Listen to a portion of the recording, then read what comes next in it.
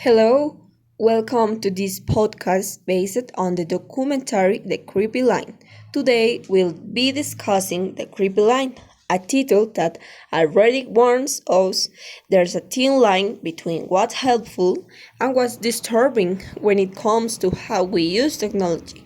This documentary focuses on Google and Facebook, two giants that go far beyond connecting people or facilitating searches. They're shaping how we think, what we see, and in some ways, who we are.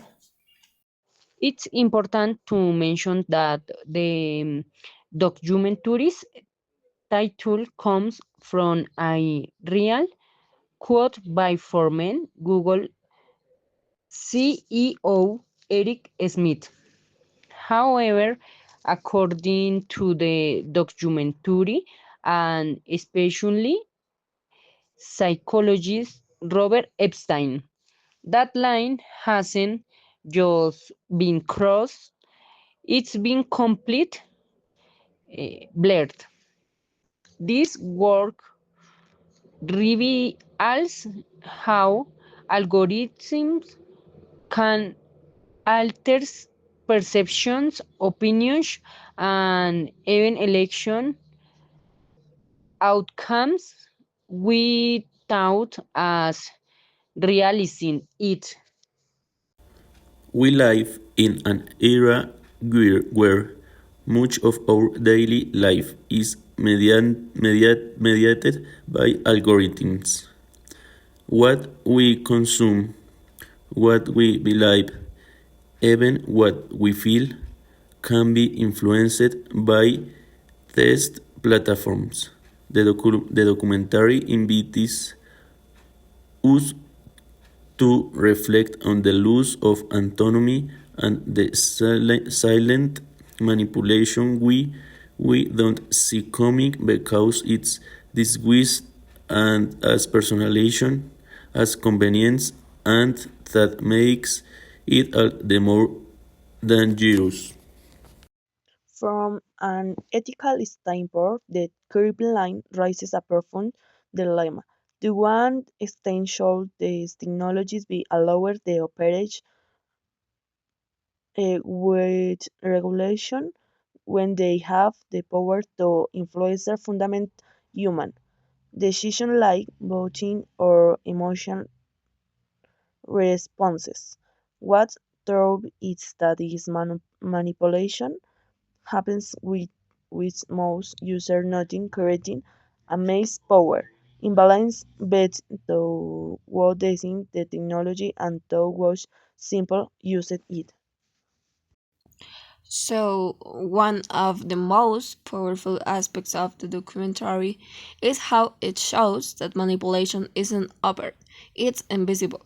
Robert Epstein conducted an experiment demonstrating that simply altering Google search results could influence people's voting intentions without them realizing it. He calls it SIMI, search engine manipulation effect.